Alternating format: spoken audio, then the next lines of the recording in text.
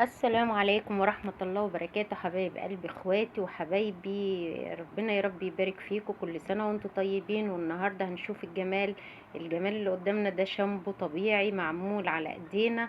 طبعا ما فيهوش اي كيميكال، ما فيهوش سلفات، ما فيهوش اي حاجة تضر الشعر، بالعكس كله تغذية للشعر. هنشوف الشامبو الجميل اللي ملا معانا ازازتين ده، هنشوف مكوناته ونشوف كده طريقته. وطريقته سهلة جدا جدا.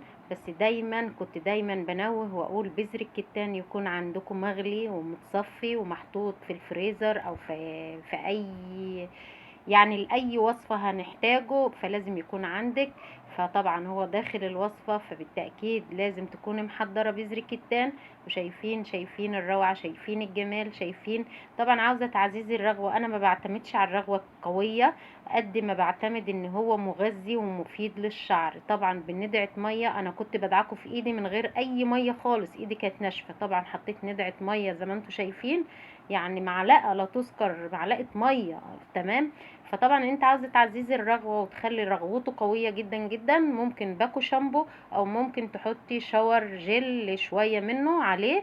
هيعزز لك الرغوة ويخلي الرغوة. بس انا ما بعتمدش ان انا عاوزة رغوة، انا عاوزة حاجة مفيدة للشعر. تمام. يعني انا لو تفكير ان انا اعزز الرغوة كنت حطيته وقلت لكم انا عملت ايه. طبعا بنبشر صابونة. الصابونة دي ممكن تجيب نابلسي شاهين، ممكن صابونة دوف، بس عشان دوف غالية ممكن صابونة نابلسي شاهين او صابون الجليسرين. بصراحة ربنا انا ما كانش عندي الا صابون الجليسرين، وكانت حتة من دوف كده عملتها عليهم زي ما انتوا شفتوا كده، عملوا معانا كمية. يعني لو هنيجي نعيرها بالمعيار هتبقى كوباية كاملة او بخمس معالق كبار اكل. طبعا كان معانا فيتامين اي وجل صبار وعسل وزيت زيتون، زيت لوز حلو. وعندنا زيت شجرة الشاي عشان افادته للشعر برضو. زيت شجرة الشاي زي ما احنا فاهمين ان هو مفيد للشعر جامد، ان هو بينقي الفروة وبيطهرها هو والعسل. تمام. احنا دلوقتي حطينا اللي هي قيمة كوباية او ما يعادل خمس معالق كبار بتوع الاكل. هنحطهم في كسرولة ونجيب مية سخنة قيمة كوبايتين. عاوزة تزودي ما يبقاش تقيل قوي ما يبقاش لزج قوي، ممكن يبقوا كوبايتين ونص، بس انتي بصي حطي كوبايتين افضل. يعني انا عملته وكنت عاوزة ان انا ازيد من اللزوجة بتاعته، فطبعا كان كفاية كوبايتين، فمش شرط اعملي انتي كوبايتين. تمام. كوبايتين ميه سخنه هنحطهم نبوش بها الصابون لغايه ما يدوب تماما، يعني نقلب جامد لغايه ما يدوب تماما. طبعا ده كان في الفريزر وانا سبته يفك. يمكن هتلاحظوا ان في بعض حتت لسه مكلكعه لان هو كان في الفريزر.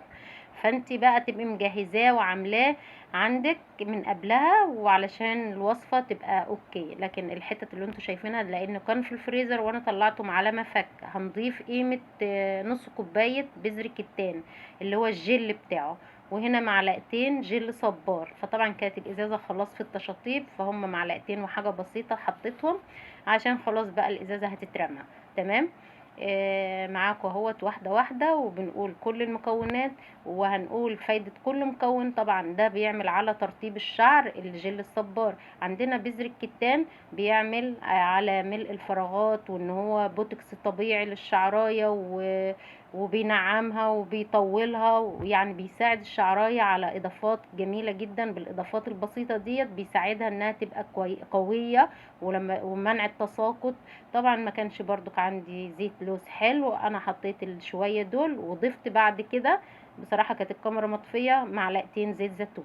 تمام. عشان اكون واضحة وصريحة وصادقة معاكم، ضفت معلقتين زيت زيتون اهو زي ما انتوا شايفين. كانت الكاميرا كانت اتقفلت وانا بعمله فمش مشكلة اهيت. يعني رجعت تصور تاني، فده معلقتين زيت زيتون. خلاص يعني لان زيت اللوز ما كانش كافي. في نفس الوقت هنحط زيت شجرة الشاي وهنحط فيتامين اي. فيتامين اي ما يعادل كبسولتين، ده بختين اهو ما يعادل كبسولتين. او انتي لو عندك شريط من الصيدلية تجيبيه لو ما عندكيش الازازة دي. يعني ما تقفيش على حاجة معينة. خلاص. وده زيت شجرة الشاي هنضيف معلقة منه وهنحطه لتطهير الفروة والريحة تبقى حلوة. في نفس الوقت عندك العسل مضاد للأكسدة. عندنا مطهر للفروة، عندنا العسل مرطب جيد جيد للشعر. فهو مش هيلزق. يعني الفكرة لو انت قلتي ان ده حط عسل ده هيلزق، مش هيلزق، لان طبيعي لو عسل حتى على ايدك ومجرد ما بتحطي ايدك تحت المية بيروح. تمام. فهو في الوصفة مش هيدي تلزيق خالص، بالعكس هيزيدها. يعني من التغذية الجامدة جامدة جامد. لانه هو بيعتبر مضاد للاكسدة عندك، فيه معادن وفيتامينات برضو هيفيد الشعر. زي ما احنا شايفين، شوفوا يعني بدأ يبقى لزج، لان مش هنعتمد على كده، لان الوصفة دي هتبات في التلاجة. هتبات في التلاجة ليه؟ لان الرغوة اللي انتوا شايفينها ديت هتروح خالص نهائي. لما تبات في التلاجة الرغوة دي هتروح خالص. فانا حبيت ان انا اضيف الفايدة بتاعته.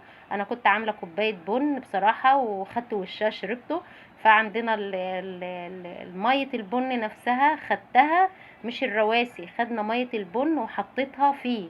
لان احنا لو عندنا شامبو طبيعي حتى لو في البيت بنضيف عليه معلقه البن ده، لان ماده الكافيين بتحفز الدوره الدمويه في الشعر.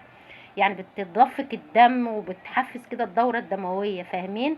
فطبعا هو جميل جدا جدا، لان مادة الكافيين مطلوبة للشعر. فهو قلب الشامبو كده اللون جميل زي ما احنا شايفين. حابة بقى انت تحطي لون صناعي تحطي، لكن انا بستكفى بكده. ويا جماله يا جماله، جربوهم. بس لو وصلتوا لحد كده ما تنسوني باللايك الجميل بتاعكم. والسلام عليكم ورحمة الله وبركاته.